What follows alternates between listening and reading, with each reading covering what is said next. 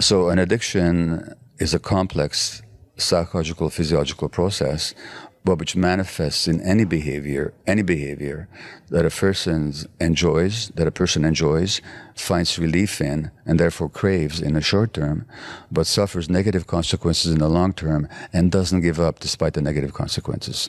So craving pleasure, relief in the short term, negative consequences in the long term, inability to give it up. Now, notice I have said nothing about substances. I said any behavior. So it could be related to cocaine, crystal meth, heroin, fentanyl, marijuana, nicotine, alcohol, whatever. Could also be sex, gambling, internet, relationships, shopping, eating, work, extreme sports, working out, pornography, any number of human activities.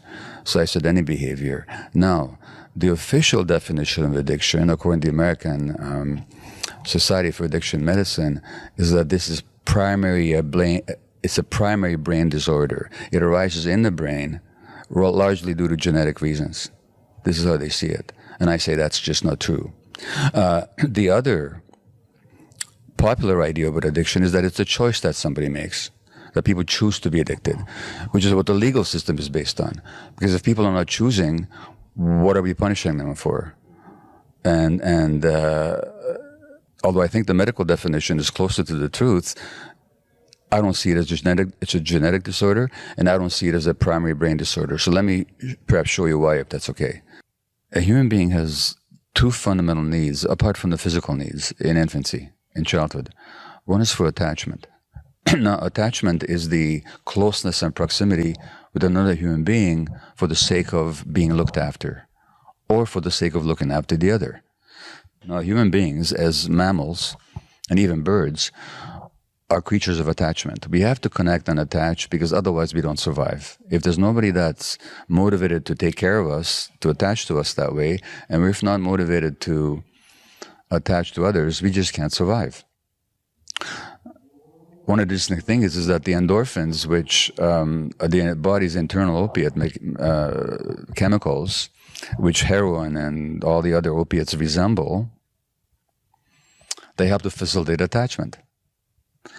So if you take infant mice and you knock out their endorphin receptors so they don't have endorphin opiate activity in their brain, they won't cry for help and separate from their mothers, which would mean that they would die in the wild. And which goes back to what happens early in childhood when there's stress and trauma, these endorphin systems don't develop. And then when people do heroin, it feels like a warm, soft hug to them. They feel love and connection for the first time. That's why it's so powerful. But so we have this need for attachment, without which obviously the human infant, who's the most helpless, the most dependent, the least mature of any creature in the universe at birth, cannot survive without the attachment. And that attachment relationship, given that we have the longest period of development of any creature, well into adolescence and beyond, attachment is not a negotiable need. But we have another need, which is authenticity. Now, authenticity, auto the self, means being connected to ourselves. Just knowing what we feel and being able to act on it. So, that means our gut feelings. So, let's look at how human beings evolved.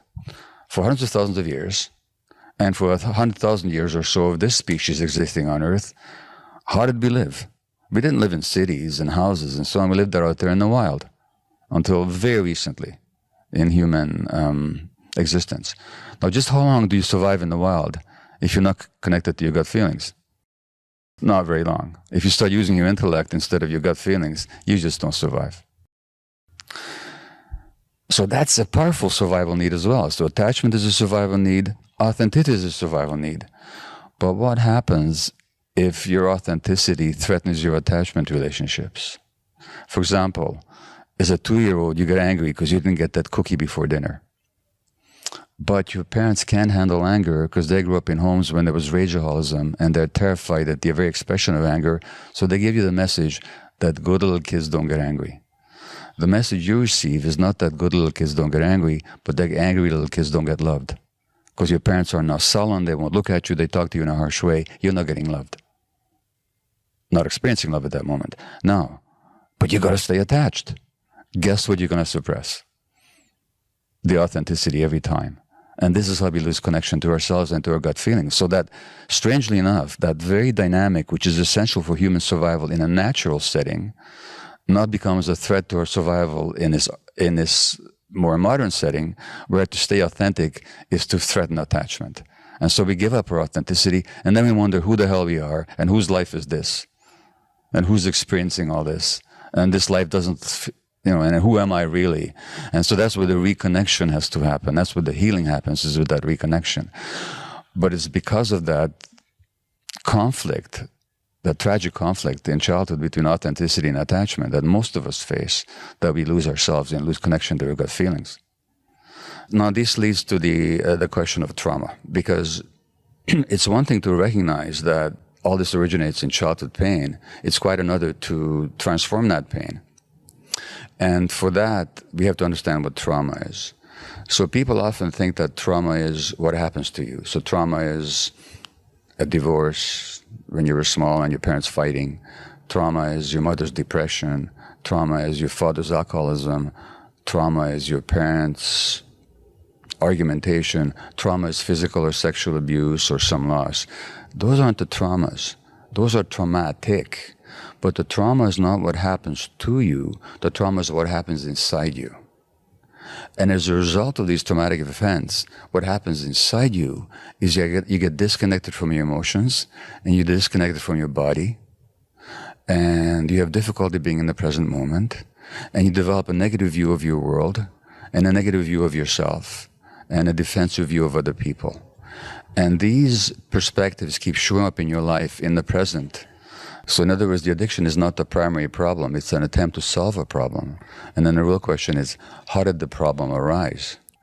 In other words, this is where my theory is that it's always rooted in childhood trauma, and that the addiction is an attempt to deal with the effects of childhood trauma, which it does temporarily, while it creates even more problems in the long term.